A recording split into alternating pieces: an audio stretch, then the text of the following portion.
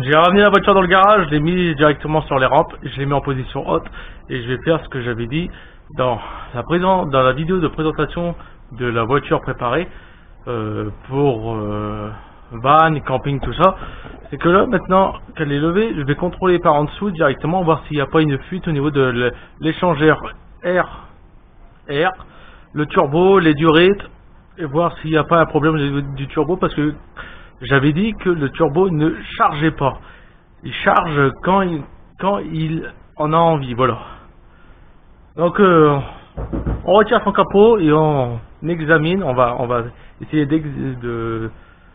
on va examiner pour essayer pour détecter s'il pourrait avoir une éventuelle panne ou non pendant mon trajet. Et je vais aussi contrôler la courroie de distribution, savoir est-ce qu'il faut que je la change avant de partir ou est-ce qu'elle peut tenir. Voilà. Et on attaque. Voilà.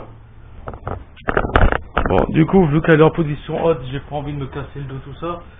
Je vais j'ai contrôlé le cache distrib une fois qu'elle sera redéposée.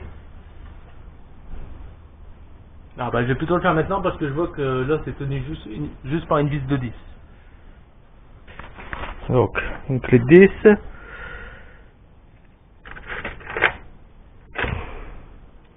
Non, ça n'est pas une. Là. Alors, la petite vis, elle est là. Ici, bien sûr, vous ne le verrez pas cette caméra parce que c'est trop sombre.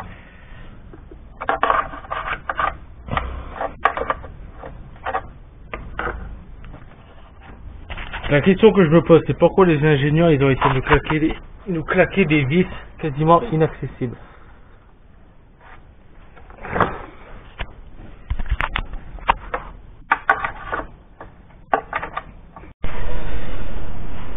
Bon, j'ai dévissé la vis jusqu'au bout et les ingénieurs Citroën ne veulent pas en fait que tu puisses contrôler ta vis, ta courroie de distribution, parce que là la vis elle touche le support en aluminium du moteur. Donc du coup, bah là j'ai déjà un petit problème. Donc je vais voir comment je vais faire. Est-ce que je le casse en bas, puis voilà, ou autre chose. Bon, conclusion faite, je peux pas, en fait c'est pas un cache pour contrôler ta courroie de distribution. Le cache il revient jusqu'en bas et je vais pas le démonter jusqu'en bas. Du coup je vais laisser comme ça et puis on va dire que j'espère que le trèfle à 4 feuilles qu'on a trouvé dans la voiture au repas de midi, quand on a mangé de la voiture qui nous est apparu, va porter chance. Parce que du coup je vais pas m'emmerder à tout retirer là. Voilà. Donc je vais contrôler ce que je voulais faire, c'est-à-dire je vais contrôler en dessous, déjà les durites, le turbo, tout ça, pour voir si ça soigne. Et j'en avais parlé, c'était donc je te balade avec une lampe comme ça. Là, ce petit truc qui fuyait ici, enfin ce gros truc, et ben ça serait le boîtier papillon. Donc je sais pas pourquoi ils appellent ça un boîtier papillon. Comme le nom est dit, hein.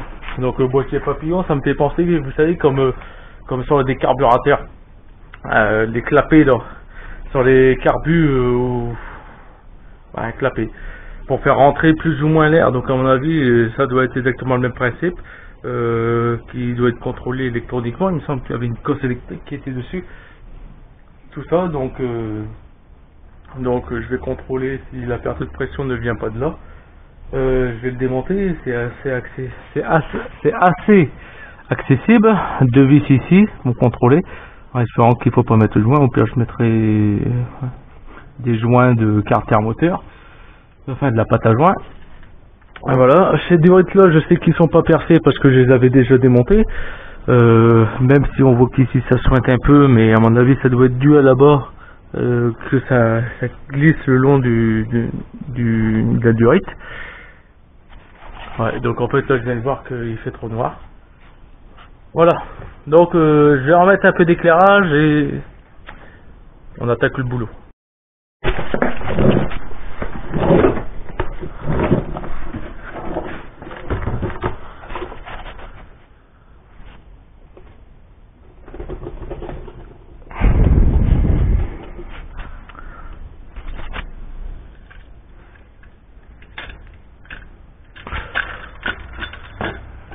Bon.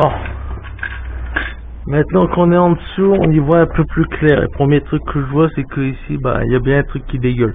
Donc, est-ce que c'est dû à l'huile qui est sur le bloc moteur ou non? Je ne sais pas.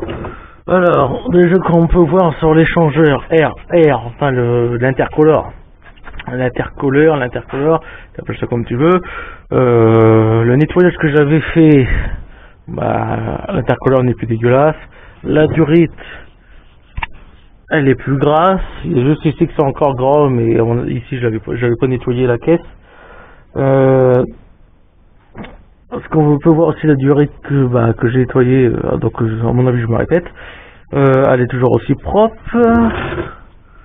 Donc là, bah ici j'ai plein d'huile. Là j'ai plein d'huile et là j'ai de l'huile. C'est-à-dire j'ai une lumière. J'ai de l'huile. Si tu vois, regarde bien, là-bas, il y a une vis en haut. En haut, il y a une vis. Et la vis, je vois qu'elle est humide. D'ailleurs, tout ce côté-là est humide. Il y a de la graisse. Enfin, il y a de l'huile. Voilà, j'ai deux lampes dans mes mains. Ça m'est trop de me battre avec le truc. Alors, ici, niveau côté compresseur, bah, en fait, ça se fait aussi de ce côté-là. Donc, bien sûr, c'est pas une couleur. Sinon, je l'aurais déjà vu depuis longtemps. D'ailleurs, pour ceux qui savent, enfin qui connaissent la ref pour une courroie sans compresseur, parce que je voudrais dégager le compresseur de clim, il me sert strictement à rien, vu que j'ai pas de clim de la voiture. Je voudrais le dégager, mais il me faudrait une courroie plus petite. Ceux qui ont déjà fait ce système là en dégageant le compresseur de clim pour qu'ils ont la ref de la courroie plus petite, mettez-le moi en commentaire s'il vous plaît, parce que comme ça je pourrais l'acheter et ça m'aidera. Parce que le compresseur de clim il est juste là mais il me sert strictement à rien. Tous ces tuyaux, bah, ils sont même pas reliés, il n'y a rien de relié. Il n'y a plus rien qui va sur le truc de la clim de toute façon. Donc, pour mieux voir, il va me falloir démonter. Alors, ah bah ça tombe bien, j'ai le turbo qui est juste là. Et quand je regarde là, quand je regarde le turbo, est-ce que vous voyez le turbo? Hein, le turbo ne fuit pas, ne soigne pas. Alors, alors je vais envoyer la caméra en reconnaissance, comme ça, moi je pourrais mieux voir. Je ne saurais dire si cette vis là qui est pleine d'huile est due au turbo ou est due à cette vis là que je vous parlais tout à l'heure qui est gorgée d'huile. Là, tu vois. Et quand on regarde plus haut, on dirait que ça fuit. En fait, la fuite d'huile vient de encore plus haut. Donc pour moi, c'est le truc que je vous disais qui fuit, qui pisse. Ouais. Ça a l'air de venir de là-bas. Que ça pisse bien quand même. Enfin, j'ai pas de goutte à terre, hein, donc à mon avis, j'ai pas de goutte à terre et j'ai pas de goutte, enfin j'ai pas d'huile sous la carrosserie. Donc pour moi ça doit venir de plus haut. Donc on va aller recontrôler ça. Du coup je vais déjà regarder en bas, voir le problème et après je regarde en haut et je redescendrai la voiture. Voilà.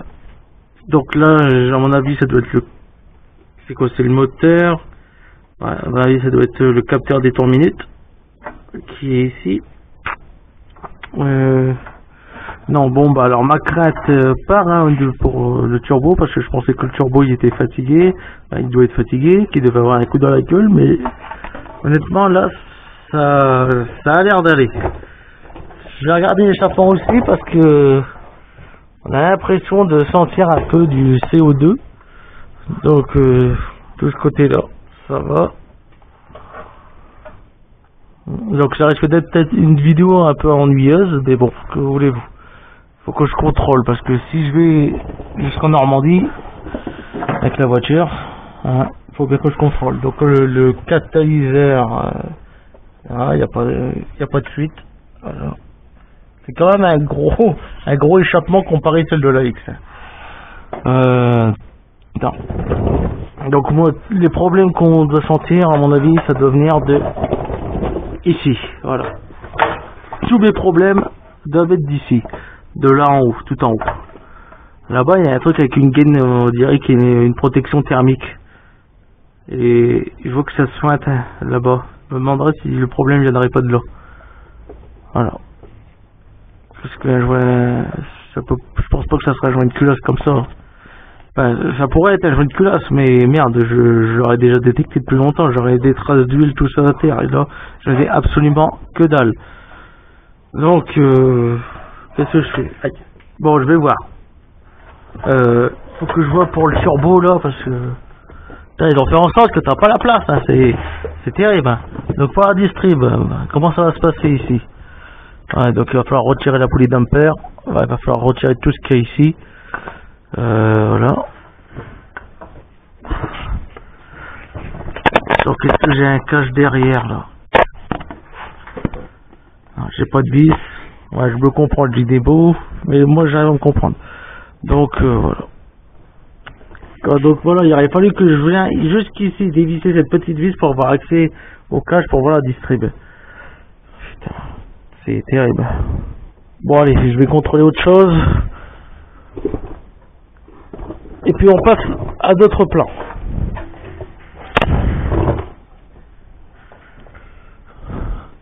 Ah, là il y a un truc, non, c'est la purge de gasoil.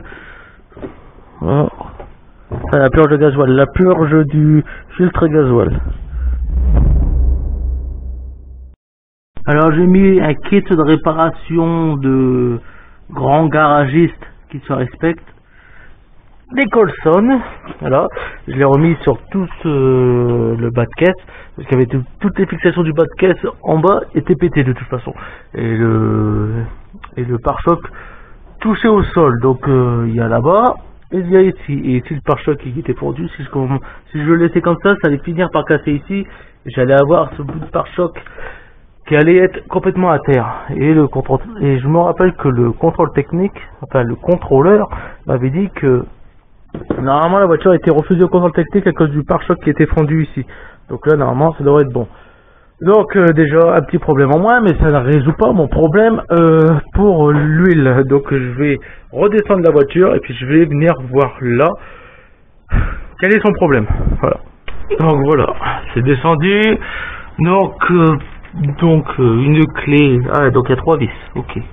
Alors 2 vis. Bon, on démonte ça et on regarde le boîtier papillon, ce qu'il en dit.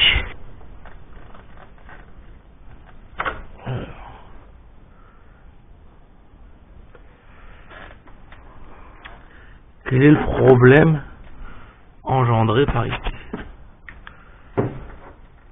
C'est pas aimantable.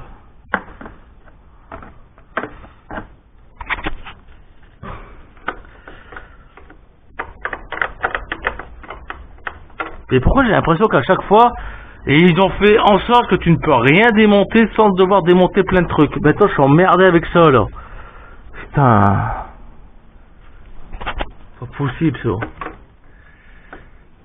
C'est pas sérieux, c'est ces voitures d'aujourd'hui là. Bon. Le papillon, voilà. C'est exactement comme un carburateur en fait. Voilà, c'est exactement la même chose qu'un carburateur, c'est le boîtier papillon. Bien. Alors, je pense pas que ça devrait être ça. Donc il faut que je regarde, c'est juste le conduit. Du coup, alors on a bien de l'huile qui passe. Hein, comme en témoigne ceci. Il y a bien de l'huile qui passe par ici. Donc, je suspecte cette petite pièce. C'est terrible d'être en plein jour et de ne pas... Pourtant, j'ai beaucoup de lumière qui fonctionne et j'ai pas assez de lumière qui va là pour la caméra. C'est terrible. Ce qui m'énerve encore plus, c'est que tu peux pas démonter sans ne pas démonter ça.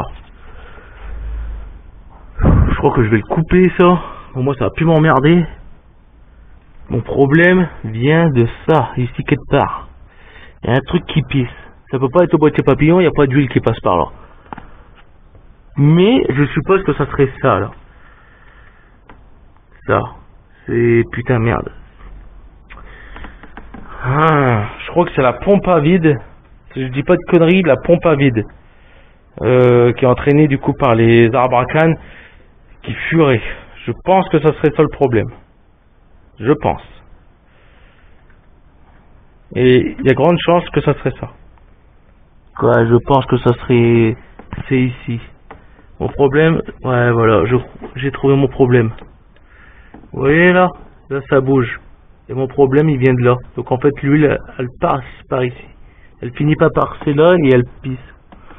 Bien. Bon, il faut que je dégage ce putain de boîtier papillon là. Bon, le boîtier papillon, il est sorti. Ici, c'est déclipsé. Là, je vais essayer de faire démarrer le moteur. Je dis bien essayer, parce que je sais que la dernière fois avec l'échangeur, ça n'a pas, quand il n'était pas branché, ça n'a pas été. Donc là, il va être en atmo, le moteur. Et si je vois que j'ai de l'huile qui ressort par là, je vais te remettre de la lumière. Hein. S'il y a de l'huile qui sort par le téton qui est là, c'est bien. Donc ça veut dire qu'en fait mon huile qui est ici vient de cette pièce là. Donc normalement ça c'est censé être une pièce à vide, voilà. Et le boîtier papillon il fonctionne par dépression aussi, hein. Donc moi il devait plus tellement fonctionner, sachant que j'avais une durite qui était même plus reliée dessus, comme vous pouvez voir là. Ça j'ai dû le refaire.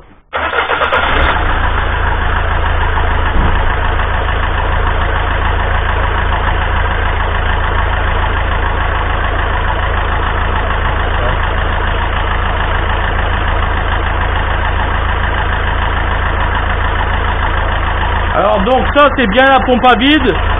Donc ça aspire, ça envoie pas l'air, ça aspire. J'ai donné un coup d'accélérateur pour voir, normalement la voiture elle va pas accélérer. Mais c'est pour voir si de où ça pisse.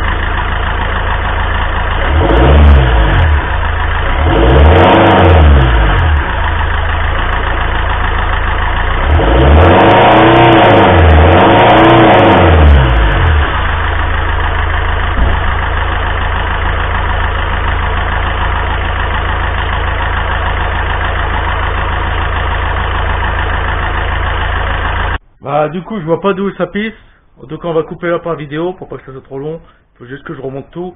Et voilà, il y a déjà eu un premier début de contrôle du moteur pour voir si le moteur allait tenir ou non jusqu'en Normandie. Mais dans tous les cas je sens que ça va partir comme ça et on va faire la route comme ça. Normalement il devrait pas avoir de problème, voilà.